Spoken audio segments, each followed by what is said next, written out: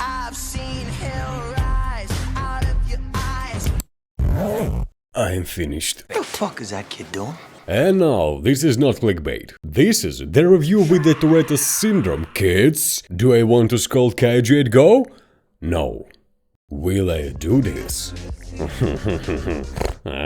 And despite my personal love, which is shared by millions of people, it's a fact that expectations were not fully met. You say, your expectations are your problem, sir?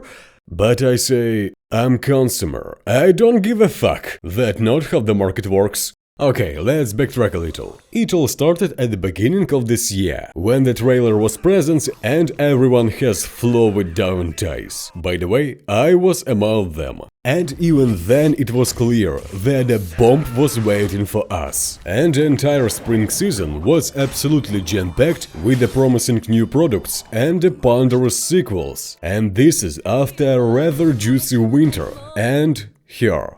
You know who I'm talking about. And even if you don't know, you know. There's the strong feeling in the anime community that the market has finally begun to become oversaturated with all sorts of I was reborn as a rip strap-on in another world, and now I'm looking for decent anus. Не подкидывай им идеи, дебил. And that the renaissance has finally begun.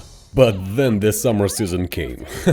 And here, the public's expectation for the trend of original works arose. The industry produced half a year of concentrated content after not the most rosy years, when big money came into it, and as a result, men in jackets. Alright, this is a topic for separate conversation. So, what's the claim on Kaiju 8 Go? Everything on the fingers. People wanted a continuation of Banquet, and the demonstrated carcase of this title seemed the most intriguing. They hoped for a sinking of shonen genre, but got the shonen.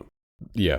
Around this side, shonen fans are starting to approach us, shit-eater, isekai connoisseurs, when you clearly understand that you have seen this 100 times already, and structurally not a damn thing will change. You begin to appreciate the details. And in this cross between One Punch Man, Eva and Naruto is definitely rich. He started right from the main character, replaced the boy who is gnawing his way to a dream with a real beer barrel, whose inner boy is lost, demonstrating the survivor's mistake. Because for every Naruto, there were thousands who tired best, but failed because he gave up or died before achieving what he wanted. Exactly this way and no another. But he wouldn't be a shonen if the credits rolled after that. Therefore, the second fuse and the last chance in pursuit of a dream.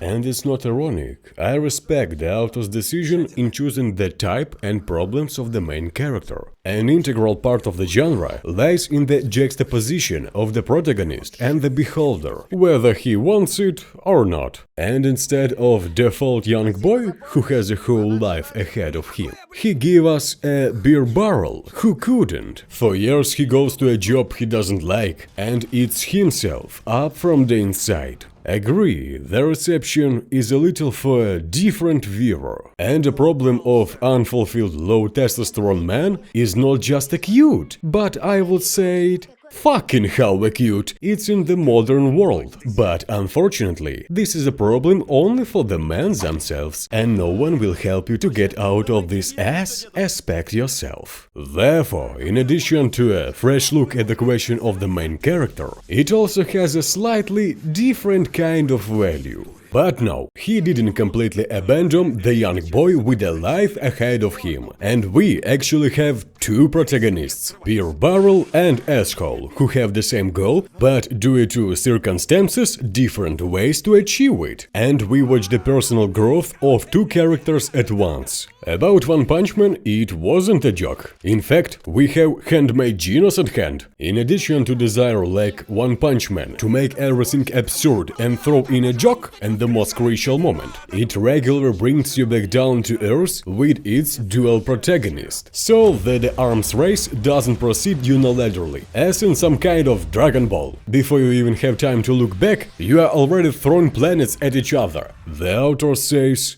I'm watching your dopamine, son. Don't you dare jerk off. And how easily and naturally the damn chakra was introduced, without turning what was happening into magical girls. And it seems that everyone is equal, but some are more equal. After all, an integral part of the genre is the arrangement of power levels with a readable gradation of forces, and this especially easy if the structure such as the fucking army. You clearly see the ceiling and assess the growth rate. And going back, the rules for making a good shonen are the same as isekai. Everyone has already seen everything a long time ago. If you manage to surprise, wow, well done, have a cookie. But the main things remains how you will follow these patterns, what you will wrap the previously known path in. Let me emphasize, good shonen, not a masterpiece. To create a masterpiece in our time, it's necessary that even people stop characterizing a product by genre. But Kaiju is a good shonen, and all that remains is attention to details, a given tone and attitude towards the viewer. This is generally the basic for creating a highly successful product. Don't treat the consumer as a degenerate. Everything understands, and even if they only think that understand, they still feel it. Only a genius is able to treat the consumer as a degenerate and make him like it at the same time. Here Kojima is a genius, but Naoya Matsumoto is just being honest with you, with himself, and simply with pleasure he gives you his, albeit not crystal original, but damn cool things. In addition to the cool visual execution and the main idea, I like the attention to detail here. This is certainly not The Lord of the Rings, but you want to follow it closely, starting from the cool opening, which actually answered the question where it all began, to the casually shown professional deformation, when in first episode Kafka deliciously eats a burger while looking at the pile of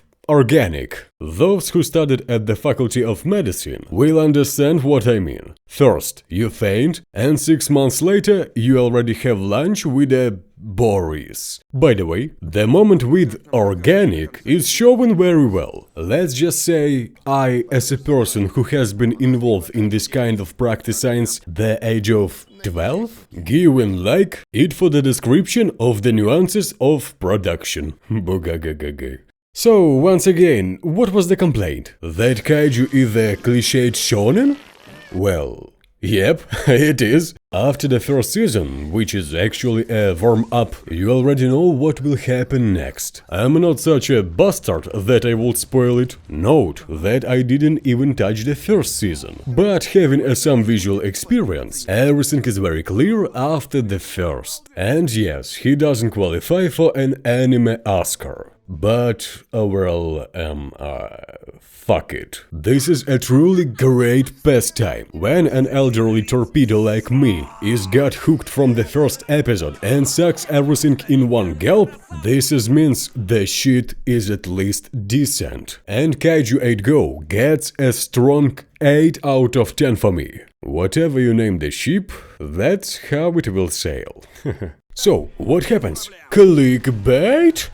Yep, gotcha. You can always write to me about it in the comments. And if you want more crazy stuff that doesn't end up in the video, Patreon link in the description. Thanks. But you know what confused me about this whole story? Why the hell is a main love story a 13-year-old man and a 16-year-old girl?